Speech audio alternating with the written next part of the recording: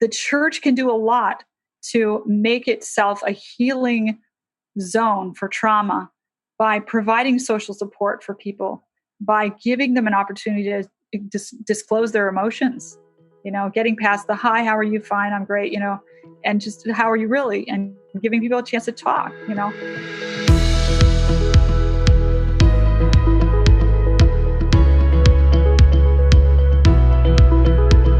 Hey, welcome to the Overflow Podcast. This is a podcast on a mission to discover how you and I can live a life of abundance, full to overflowing.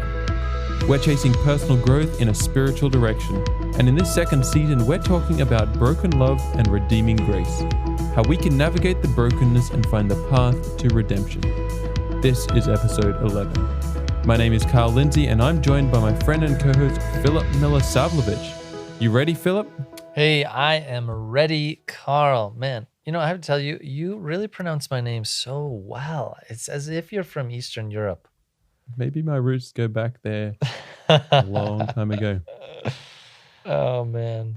Yeah, that's what they say about the Australians. They were all convicts who ended up back in Australia from Europe. So it's very possible, Karl. Maybe. Well, we want to start a short segment where we are going to share something new that we've come across that is worthy of a share or a shout out and why it stuck with us. So have you got anything to share with us from recent times, Philip? Yeah, I do. Actually, Karl and I have been going back and forth just thinking about books and things that have impacted us in the past.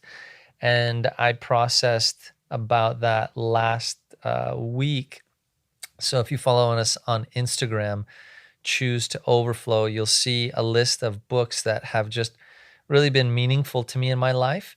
So two of them that I'll share with you that are not the Bible are Les Miserables from Victor Hugo, a book set in Europe, actually, about a convict, Jean Valjean, and he literally ends up being imprisoned because he stole some bread to feed his family. And for 19 years, he was in hard labor to do that and tries to get out of this reputation he has when he's given his papers of freedom, but ends up being chained to his past by one of the prison guards who ends up becoming a police officer. And he ends up finding him somehow. And man, it's the story of how your past sometimes continues to haunt you and how people don't want to give you grace. And yet it's also a story of redemption. Mm-hmm. So that was really a powerful, moving book. I cried my eyes out after I finished that. And then the other one is Redeeming Love. And it's this parody of sorts, if you want to call it that, set in the west of the gold rush. And it's based on the story of Hosea and Gomer. What a moving depiction of this Old Testament story set in kind of seemingly more modern than when it was written, probably 3,000 years before that. And so it's just a captivating story of God's love for his believers in a way that makes a bit more contemporary sense. So I can't encourage you guys enough to take a look at that book. And yeah, those are two that I just absolutely love and love just sharing with people to read those. Awesome. Well, we'll put a link to those in the description on our website at choosetooverflow.com. We're talking with Jennifer Schwirzer again this week for part 2 of our mini-series on broken love. Jennifer is an author, a musician, and a licensed therapist. She runs a ministry called the Abide Network with a number of other counselors, therapists, and coaches. And they have a number of resources we want to let you know about. They have a few free telephone support groups, a number of books and online resources, including an anxiety and depression course, and a course that equips you to help others with mental health and relationship issues. So check out their website, abide.network, to learn more. But let's get straight into my conversation with Jennifer on trauma.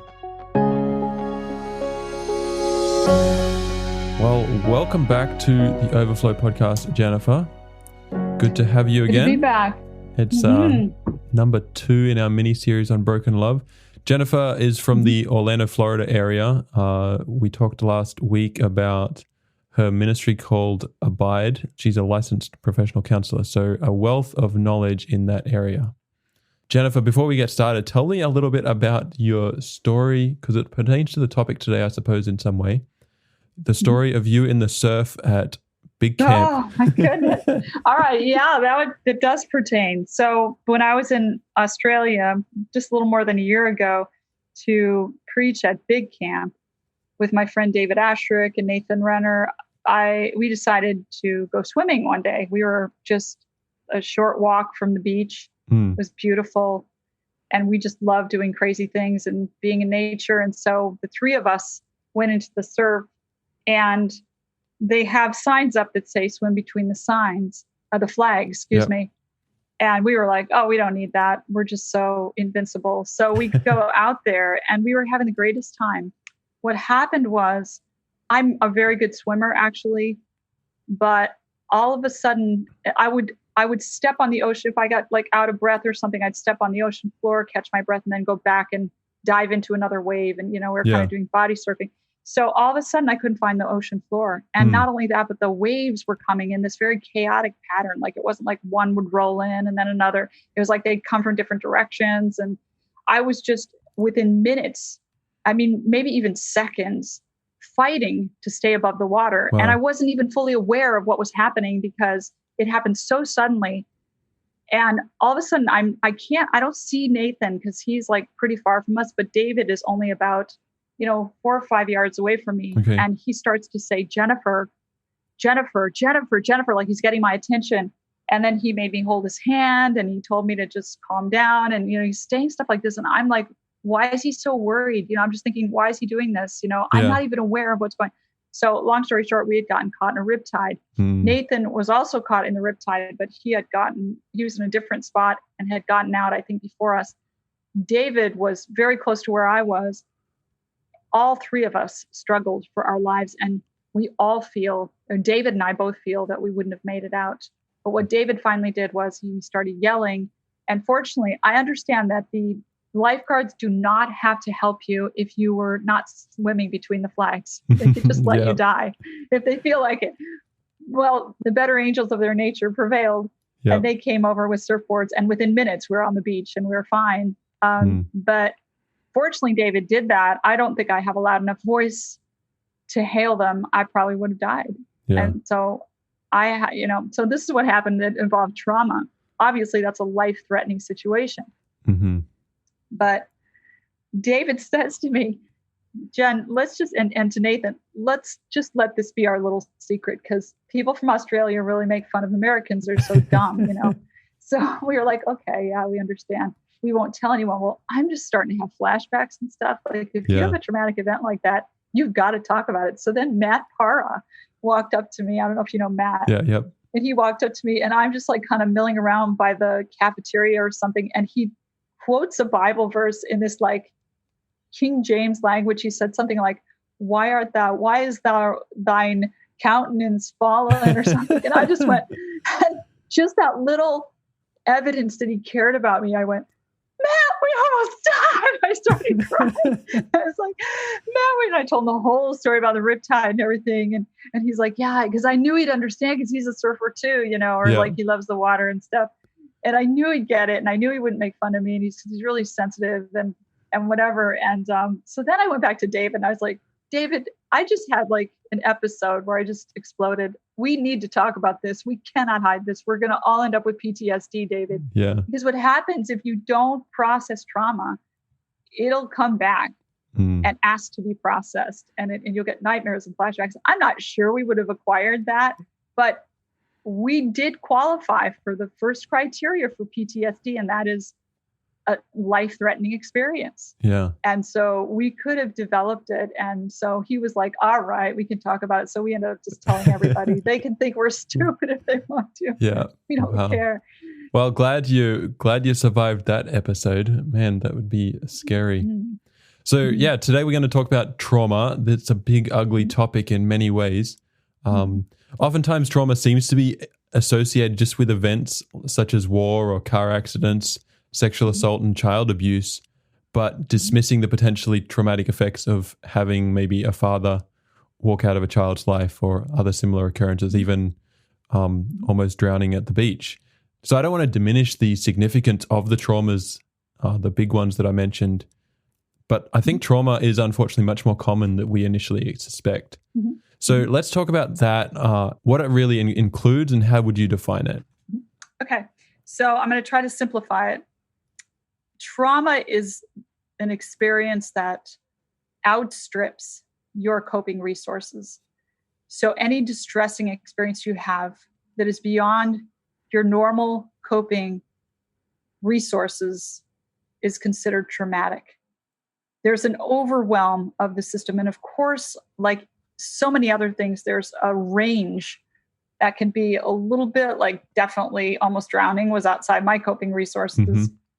But there can be much more severe traumas that are way outside of coping resources, like being in active combat. And by the way, the four most common causes of trauma are active combat, natural disasters, sexual assault, and accidents, particularly motor vehicle. And from what I understand, motor vehicle accidents are number one. Wow. So they're very, almost everybody's had. Yeah, they're very common. So any experience that outstrips or overwhelms your normal coping resources is considered traumatic. Yep. That can result in a couple of different conditions. The one that pops into our minds is PTSD, post-traumatic stress disorder, which I'll tell you the prevalence rate in Americans is about 6.8% lifetime prevalence, meaning at some point in their lifetime, almost 7% of Americans will have PTSD. Okay.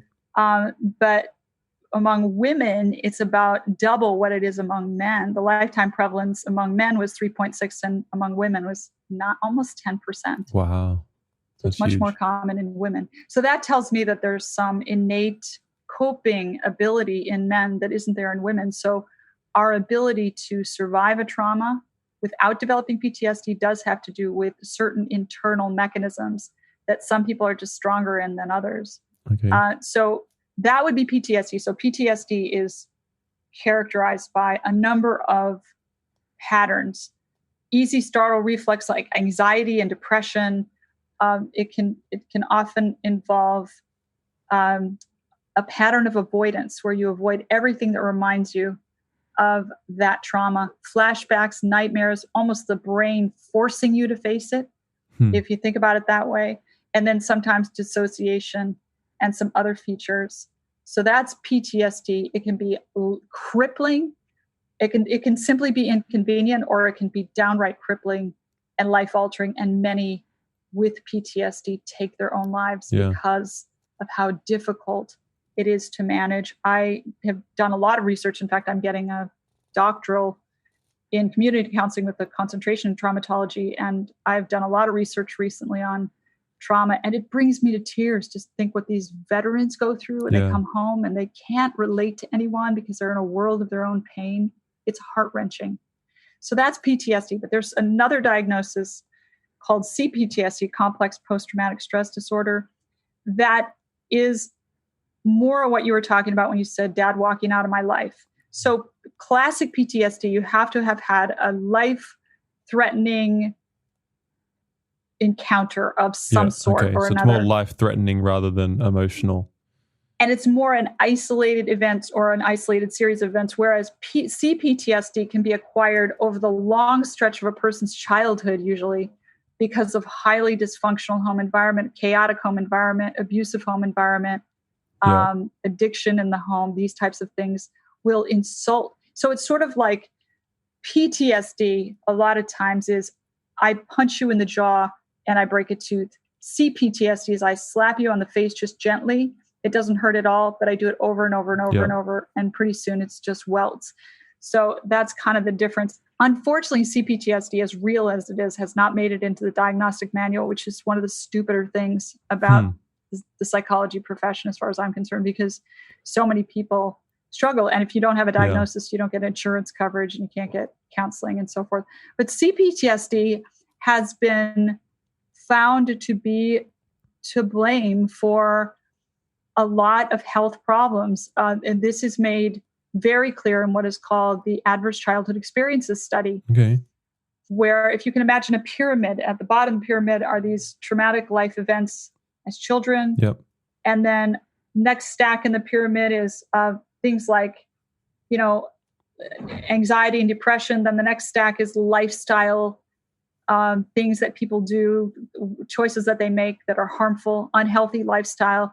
And you keep going up the pyramid until early death. Now, not everybody ends up dying young because they had traumatic events in childhood, but more people will. And that's what the ACE studies are designed to show. And so, like, to just give you an idea, the guy that started the ACE studies, Average Childhood Experiences Studies, is a guy named Vincent Felitti. He was working with the Kaiser Permanente weight loss clinic. It's a big hospital system in California. And he was working with their weight loss clinic. And he noticed that people would drop out even though they were losing weight. He started to interview people that had dropped out. And the light bulb went on when he was talking to a woman. He was tired, flaking out. He had his clipboard and he's like looking down at his clipboard and he says, and instead of saying, how old were you at your first sexual experience, which is a typical question doctors ask in any kind of health survey, often anyway, he said, what weight were you? How much did you weigh? Wow. And the woman goes, 43 pounds. And he goes, looks up at her and he goes, what? She looked down at the floor and said it was my father. And the light bulb went on and he realized these people had been abused. Yeah. And he found out that the vast majority of the ones that were dropping out of the weight loss clinic had been abused in childhood. So and they didn't want to get back to the skinnier self.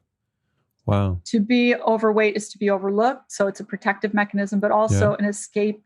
People will escape into eating or substances or other means of quieting that inner torment. So he started to realize the profound impact of childhood trauma, of this CPTSD, this complex sort. Yeah. And in spite of all the work he has done and so many others, didn't make it into the diagnostic manual. And I'm going to keep pouting about that until they put it in there. Yeah. Wow. As well, so a lot of people. That's so powerful. You said the C is for complex. Complex post-traumatic stress disorder. Yes. And here's the thing is that there's a lot of research connecting CPTSD, typically acquired in childhood, to attachment problems. So what we know from attachment theory is that when a child feels secure with its mother and then its father, secure in the family relationships, that child is going to just have a much better chance at thriving. If the child is not secure in those family relationships, they're going to develop a host of compensatory mechanisms and ways of functioning that are going to lead toward unhealth. Yep. And so a lot of what happens in that child's life is they don't have the love that they need to develop that secure bonding ability. And then it creates like this vacuum into which, traumas really reverberate. Like they're going to feel things much more than they would if they were surrounded with loving relationships. So it creates a vulnerability. And then all kind of complicated things happen. Like a lot of times when kids are being abused, they learn to dissociate from the abuse because that's their parent and their parent feeds them and their parent sometimes holds them. And so they need that love and they need that care and they ignore the fact that the parent also is abusing. They literally dissociate from it and don't remember sometimes. Yeah. So that attachment, I'm sorry, I know I'm talking a lot here, but I have a compelling story to share with you. Actually, attachment is a huge healer. Like you're talking about broken love. Unbroken love is a huge healer in the lives of people who have been broken. So let me give you on the boots on the ground example of what I'm talking about. Please. My nephew, young man, wonderful young man, starting out his life. He's going to do some overseas amazing social enterprise stuff involving ecology. And he's just this brilliant, inspired young man, this cool kid. And he was driving up in Michigan on his way to visit his girlfriend's parents and then fly home to see his family. They were driving out of Berrien Springs, Michigan, where a van coming the other way on the highway veered into their lane. His girlfriend was driving. She veered into the other lane to avoid the van just when the van corrected and smacked into the passenger side and crushed my nephew. He lived through it, but barely. He was unconscious. She screamed. He came to consciousness. The jaws of life came. They ripped open the car. They pulled him out. They didn't know if he was going to make it. They took him to the hospital. The whole side of his head was really kind of caved in. His ear was Wow. ripped off, lost sight in that eye. Long story short, this is March, April, May, June, 5 months later, and the kid is experiencing the outcome of a traumatic brain injury. Like, his physical scars are really healing well, but he's got a traumatic brain injury that has really thrown his mood issues for a loop. He was someone who would go up and down in his mood a lot, but he's 10,000 times worse. I mean, it's terrible. So, if I could show you the pictures, this car was like, it'd been through a meat grinder, and he was just all banged up. The side of his face is totally slack right afterward because he'd lost control of his nerves. His parents rushed up they live in Orlando. They rushed up, couldn't talk to him because of COVID, talked to him through the window on his cell phone, and just surrounded him with love. So there are a number of different predictors of whether a kid's going to develop or a person is going to develop PTSD or not. So there's things like alcohol dependence and personality disorders and being a victim of a crime, witnessing violence, and all this stuff. He doesn't have any of them, but the two top ones are pre-existing bipolar, and he was diagnosed with bipolar, and he tells everyone this, so I'm not sharing anything he isn't very public about. And then he experienced trauma when one of his siblings was sexually abused as a child. So those are two predictors of PTSD. He had so much working against him. He had the bipolar diagnosis, childhood trauma. He had head injuries, and he also lost consciousness. And that increases the chances of PTSD when you have consciousness lost during the accident. But he was loved by his family. We surrounded him with love. His immediate family, his 3 siblings and wonderful parents. And we just surrounded him with love. When he'd start talking trash and listening to the devil, we'd say, don't believe it. He'd say, I'm never coming back. My life is, we'd be like, not true. You have enough. He was lying on the hospital bed, wishing he had died. And he heard God say to him, the purpose of life is to glorify me. And he knew in that moment that he had enough left, whatever was left, he had enough to do something for the people of the world and to glorify God. And he heard that voice, and we came around him. And when he'd go down into the dumps, and this is ongoing, this is happening as I speak, we get in his face and we love him. Bring him back up. He has a beautiful nuclear family. He has a wonderful extended family. He's got a lot of friends and lots of acquaintances who donated generously. He has a great mentor from Andrews University. And then he has God. And as a result of that, he does not have PTSD. So that's just an illustration of how, if there's love in a person, love is a huge protector. And when people are bonded, they can weather horrific things. But if there's no bond there, it creates this weakness in that organism into which all the insults become overwhelmingly damaging. And so the thing that we can do to go on warpath against trauma, and all of the long-term, all these studies now, how everything traces back to trauma. And I can tell you that as a therapist, that I can take just about every diagnosis a person has and show how it started with trauma. Because trauma kind of weakens the brain, and then these other things can come in. But the thing we can all do, every single one of us, to war against trauma and all of its ancillaries and all of its sequelae, is to love and be loved. That's what we can do, is to learn how to love well. And if you learn how to love well, you will be doing your part to fight trauma and all of its effects. That's good. I was just looking at my next question here, and you've kind of touched on it already. How would you connect the dots between love and trauma? And that's such a powerful point to say that love will kind of restore trauma in many ways. It creates a certain neurological environment that makes it very difficult for PTSD and CPTSD to take root. Or it enables the person to process very effectively. People, a lot of times when someone goes through a terrible accident or something, if they can just talk to their loved ones about it, but we kind of think sometimes, don't let them talk about it, it'll make them worse. But that's not true. People have to talk about their bad experiences with people that love them and that they love, and then it can be a productive thing. I'm assuming you've read The Body Keeps the Score by Bessel. Yes, I have. He makes a quote in there that I think is really powerful. Communicating fully is the opposite of being traumatized. It's kind of what you're Yes. just saying. You just have to communicate fully. Yeah. Yeah. Being able to express your feelings is a big part. Like, we don't talk about our emotions really. We experience them Yeah. and we act out on them, but we don't often articulate them. No. And it's a really important skill to learn, to be able to say, you know, I feel very wounded right now, or I feel forlorn, or I feel frustrated, or I feel angry, or I feel disappointed, or whatever. It's so important that we learn how to admit that to God, to ourselves, and to select other people that we can trust.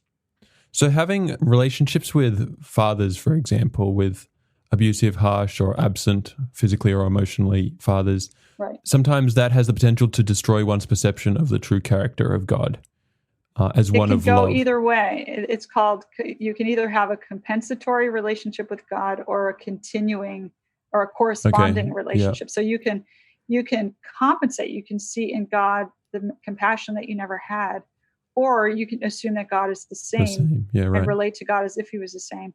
We're not, in other words, you're not permanently programmed to think God is an ogre if your dad was an ogre. Yeah.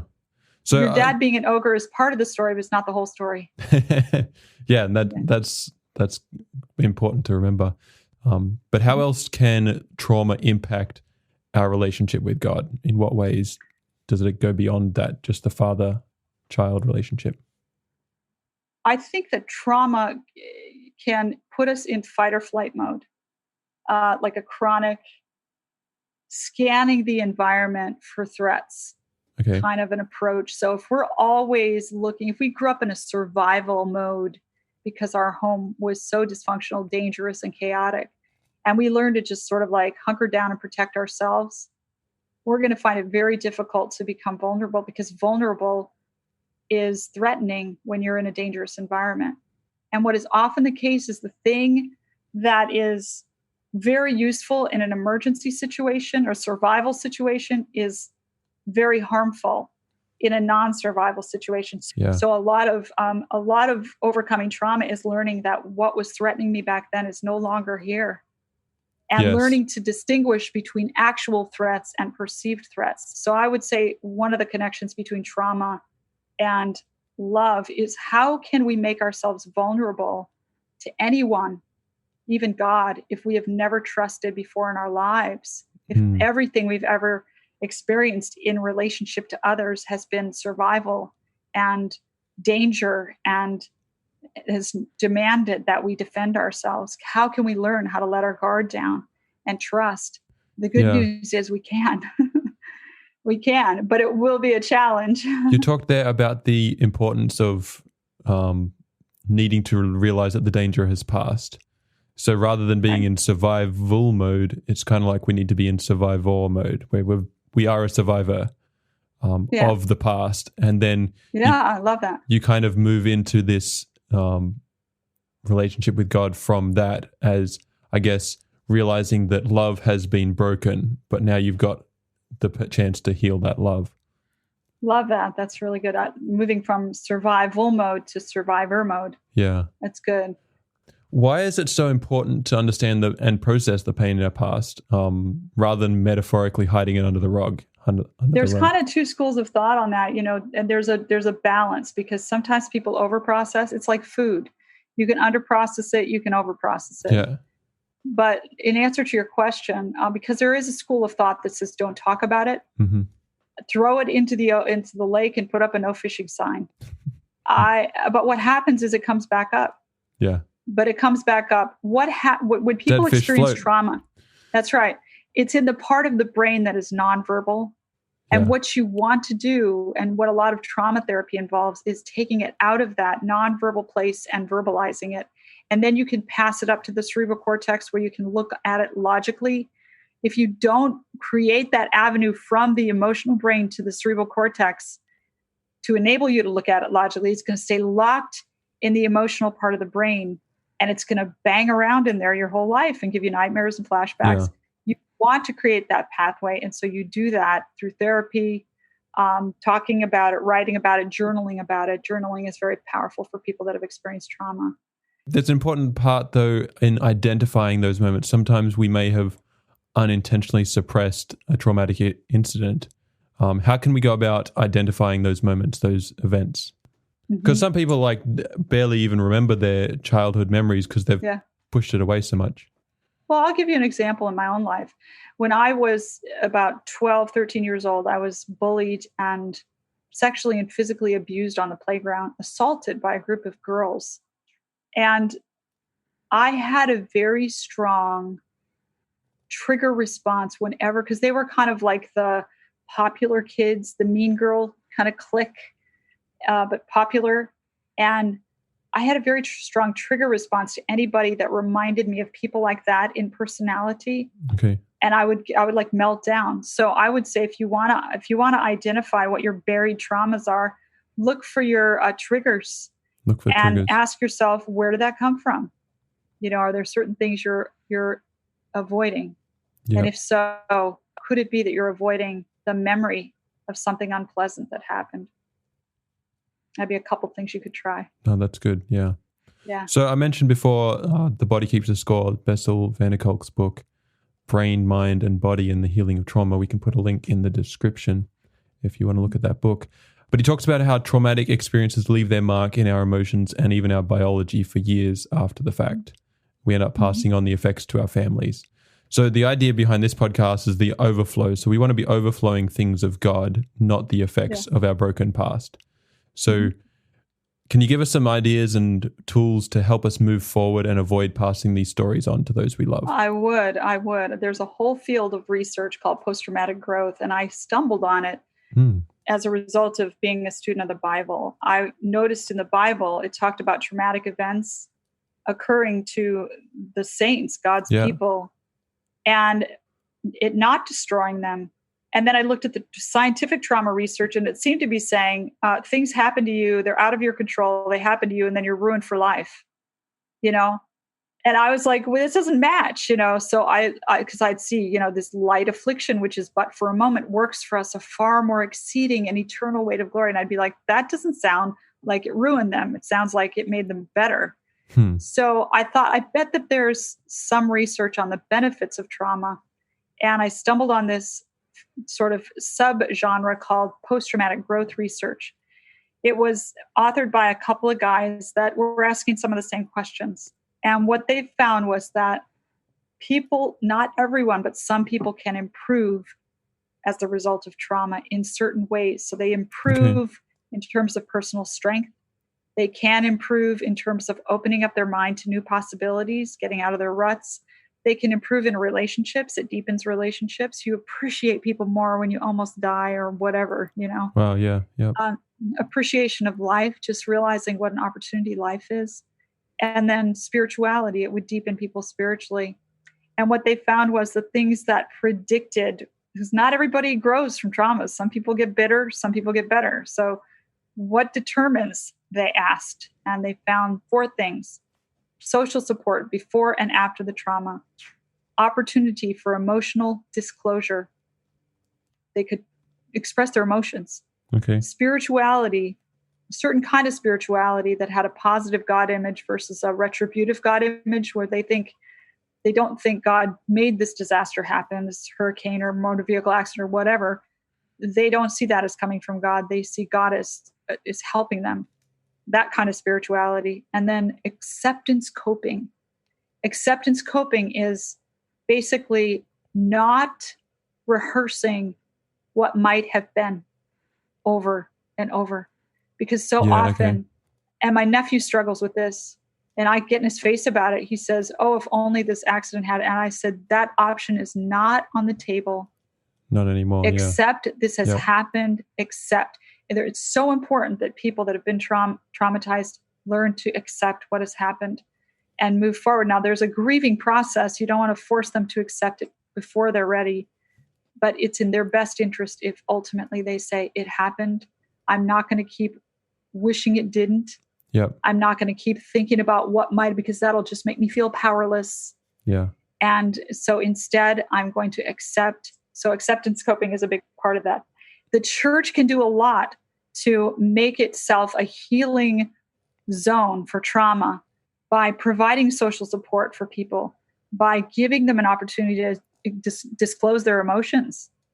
getting past the hi, how are you? Fine, I'm great, and just how are you really? And giving people a chance to talk, and then the right kind of spirituality, the right picture of God, and then the ability to claim the promises of Scripture. Hey, this isn't just something I can deal with. It's actually working for me. It says it works for me at far more exceeding an eternal weight of glory. So my character, if we have a growth mindset that we're here to grow in love for one another and for God and his love for us, if we're here for that reason, nothing can frustrate that. If we're here to be physically perfect, an accident can wipe that away. If we're here to have money, an accident can wipe that away. Yeah. If we're here to have perfect relationships, relationship trauma can wipe that away. But if we're here to grow, nothing can frustrate that. It is promised. So that's a really important principle to embrace. That's good. Yeah. Yeah. I love the idea there you mentioned a moment ago, this we can be bitter or better. Yes. That growing out of that is important. Last question, a little bit on a different tangent. There's the saying that hurt people hurt people. I guess we just talked about not passing these stresses on to those we love. What would you say to someone who has been on the other end of trauma as the one maybe causing the wound, who's kind of caused that and wants to move forward? Who knows that they have been hurt and therefore have hurt others? Yeah.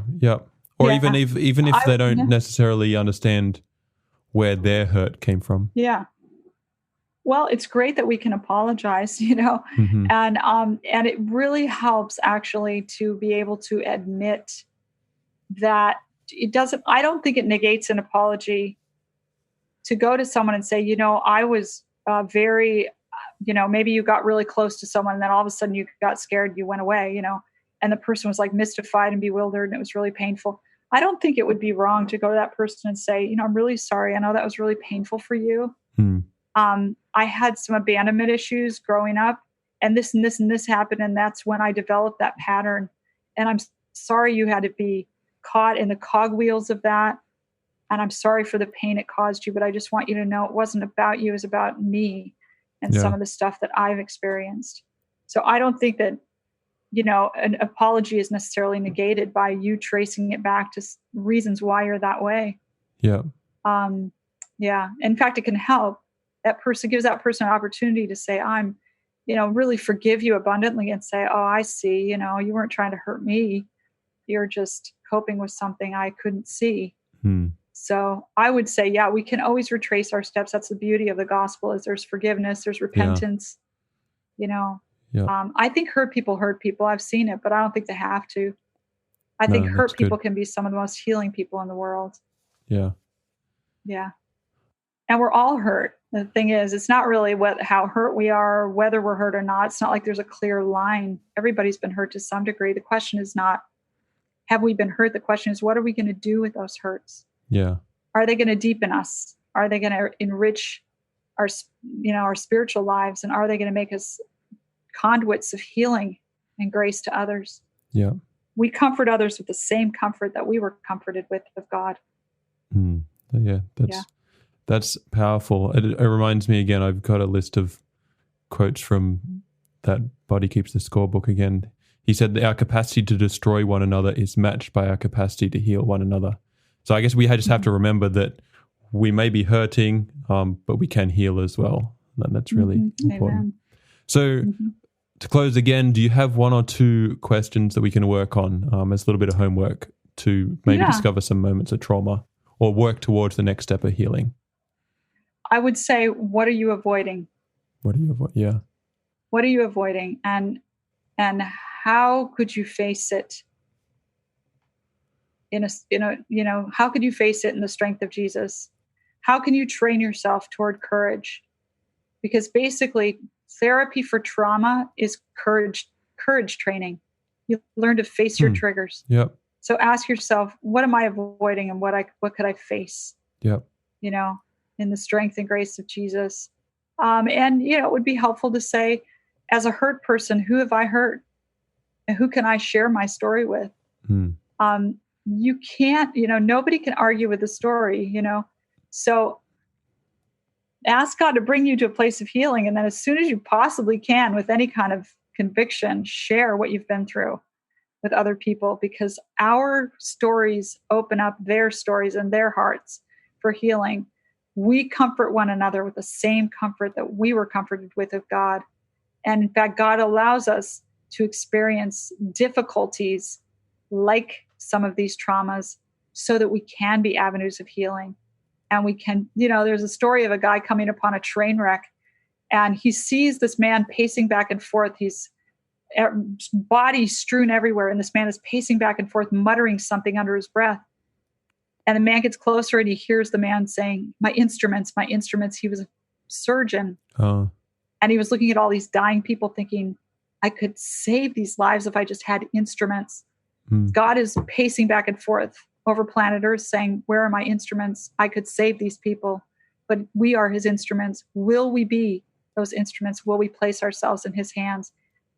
That's good. That's good. Yeah. Well, thank you so much for sharing with us on trauma today.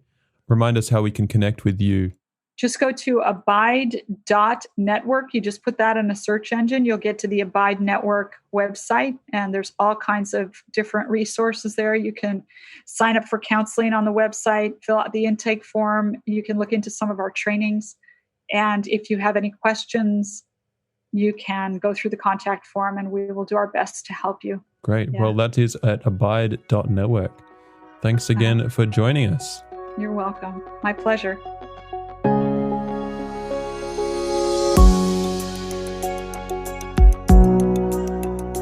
Karl, what an episode.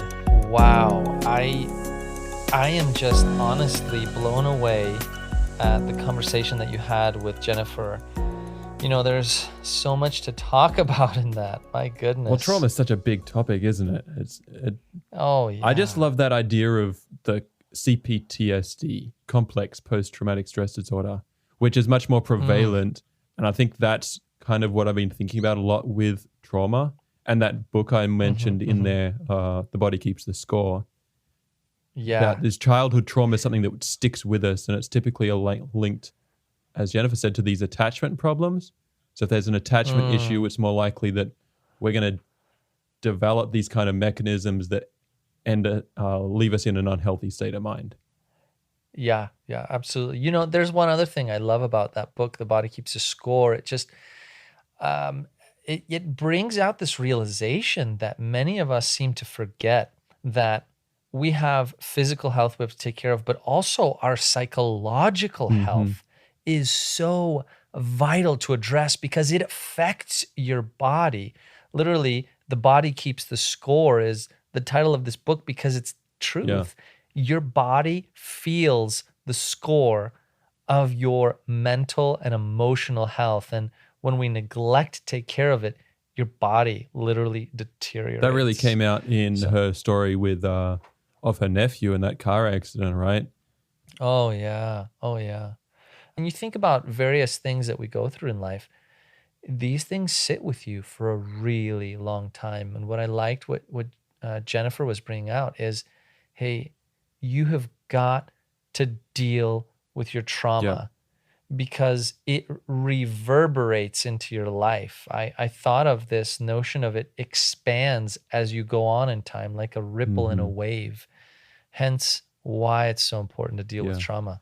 Like that, she said that trauma puts us in fight or flight mode, and because of that, we may stop being in that place of vulnerability, and that really limits the way we interact with God. And I think that's probably the most important reason to think about how we're responding to trauma. Well, if you want some help to work through some trauma in your own life, you can connect with Jennifer and her team at abide.network online. Check out that website, abide.network. All the links are in the show notes at choosetoverflow.com. Let's repeat some of those questions she asked at the end, Philip. What are you avoiding, and how can you face it in the strength of Jesus? Oof. How can you train yourself towards courage? Wow. She also asked, who have I hurt, and how can I share my pain? These are just powerful questions that really should be thought through. Self-reflection, I think, is one of the most important things you can do in your life. So taking some time to self-reflect, going to places where you can find that support, so important. Think through some of these questions.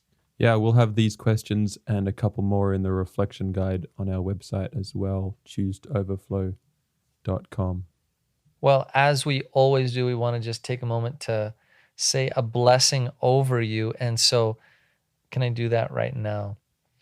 Heavenly Father, I want to just speak into those who maybe have been hurt in the past and they're dealing with a weight of pain, anxiousness about seeing people, anxiousness about processing things, just worried that they're going to be left in a hard space. And so, God, I just ask that you would unlock within them a heart to be vulnerable, at least with someone who can help.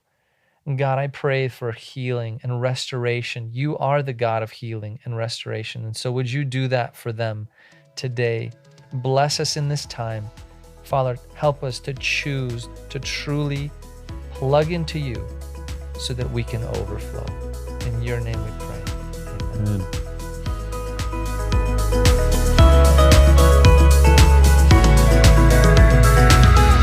Hey, thanks so much for listening in on our conversation today. If something we said made you think, or maybe you just want to say hello or give some feedback, we'd love to hear from you. You can send us an email at hello@choosetoverflow.com. You can find us on Instagram at choosetoverflow, or check out our website, choosetoverflow.com, where you can find more content, including a reflection guide for today's episode to help you take the conversation further. That's choosetoverflow.com. We also want to thank the Loma Linda University Church for their support of this project. And if this was helpful to you, please leave us a review, share with a friend or three, and subscribe to stay connected. We'll be releasing new episodes every Monday. Thanks again for listening. We hope you choose to overflow this week. Let's chat again soon.